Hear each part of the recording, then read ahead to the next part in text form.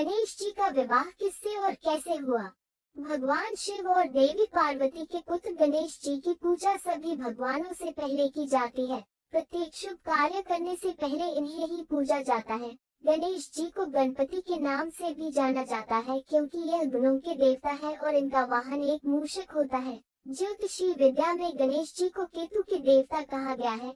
गणेश जी के शरीर की रचना माता पार्वती द्वारा की गई थी। उस समय उनका मुख सामान्य था, बिल्कुल वैसा जैसा किसी मनुष्य का होता है।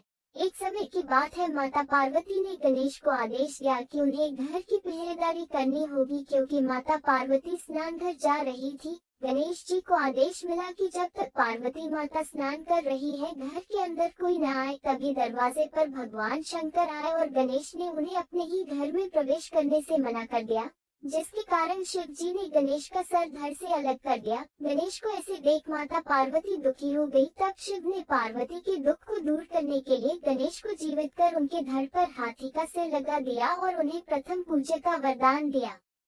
गणेश जी का विवाह किस कारण नहीं हो पा रहा था? गणेश जी के दो दंत भी थे जो उनके हाथी वाले सिर की सुंदरता बढ़ाते थे, किंतु परशुराम के साथ युद्ध करने के कारण गणेश जी का एक दांत टूट गया था। तब से वे एक दंत कहलाए जाते हैं। दो कारणों की वजह से गणेश जी का विवाह नहीं हो पा रहा था। उनसे कोई भी सुशील कन्या विवाह के लिए तैयार नहीं होती थी। पहला कारण उनका सिर हाथी वाला था और दूसरा कारण उनका एक दंत। इसी कारणवश गणेश जी नाराज रहते थे। गणेश जी का विवाह किससे और कैसे हुआ? जब भी गणेश किसी अन्य देवता के विवाह में जाते थे तो उनके मन को बहुत ठेस पहुंचती थी। उन्हें ऐसा लगा कि अगर उनका विवाह नहीं हो पा रहा तो वे किसी और का विवाह कैसे होने दे सकते हैं।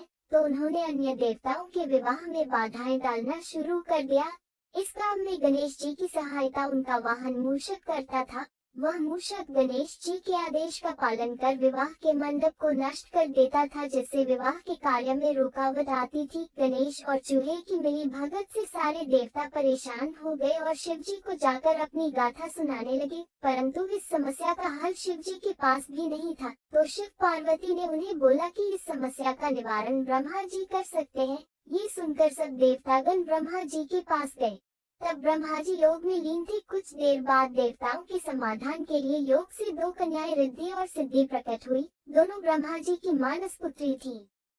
दोनों पुत्रियों को लेकर ब्रह्मा जी गणेश जी के पास पहुँचे और बोले कि आपको इन्हें शिक्षा देनी है। गणेश जी शिक्षा देने के लिए तैयार हो गए। जब भी चूहे द्वारा गणेश जी के पास किसी के विवाह की सूचना आती थी तो रिद्धि और सिद्धि उनका ध्यान भटकाने के लिए कोई न कोई प्रसंग छेड़ देती थी। ऐसा करने से हर विवाह बिना किसी बाधा के पूर्ण हो जाता था। परंतु एक दिन गणेश जी को सारी बात समझ में आई जब चूहे ने उन्हें देवताओं के विवाह बिना किसी रुकावट के संपूर्ण होने के बारे में बताया।